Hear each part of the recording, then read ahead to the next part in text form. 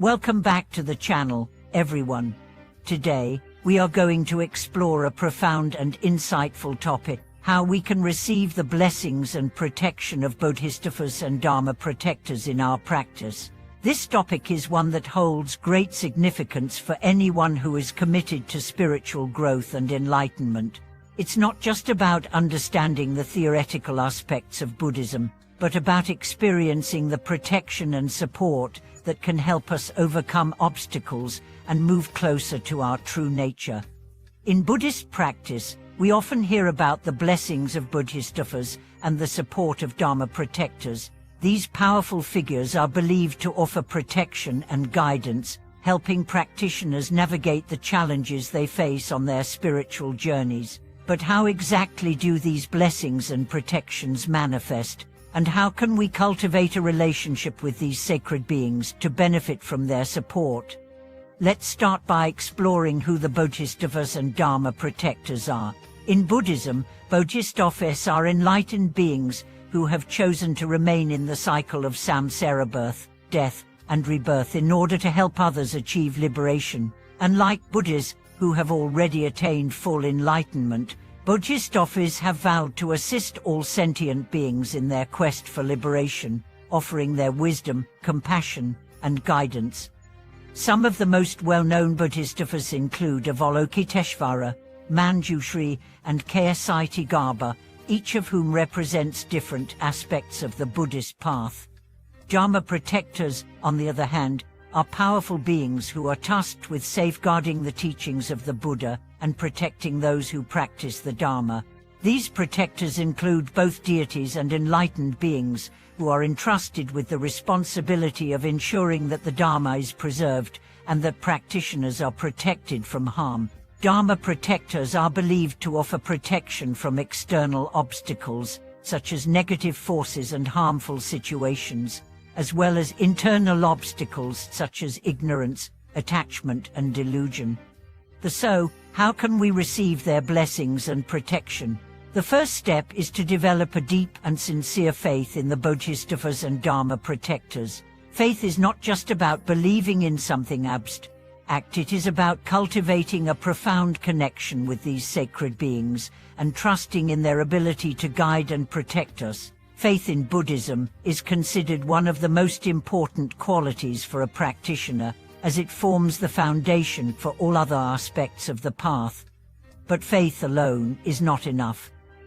To truly receive the blessings and protection of the Bodhisattvas and Dharma protectors, we must also practice diligently. This means engaging in the practices of the Dharma, such as meditation, mindfulness, ethical conduct, and compassion.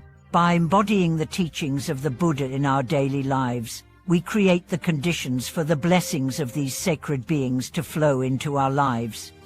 One of the most powerful ways to invite the protection of Bodhisattvas and Dharma protectors is through prayer and invocation. In many Buddhist traditions, practitioners recite mantras or perform rituals to call upon the blessings of these beings. Mantras are sacred sounds or phrases that carry spiritual power and are believed to invoke the presence of the Bodhisattvas and protectors. For example, the mantra of Avalokiteshvara, Poti Padme Hum, is widely used to invoke the Bodhisattva's compassion and protection. By reciting these mantras with sincerity and devotion, we open ourselves to receiving their blessings and protection. In addition to prayer and mantra recitation, making offerings is another important way to receive the blessings of the Bodhisattvas and Dharma protectors. Offering is a practice that dates back to the earliest days of Buddhism and is considered a way to accumulate merit and purify negative karma. Offerings can take many forms, from physical gifts such as incense, flowers, and food, to acts of kindness and generosity. When we make offerings with a pure heart, we are not only expressing our gratitude and devotion, but also creating a positive connection with the sacred beings who offer us their protection. But how do these blessings and protections manifest in our lives? Many practitioners report experiencing a sense of inner peace, clarity, and guidance after engaging in these practices.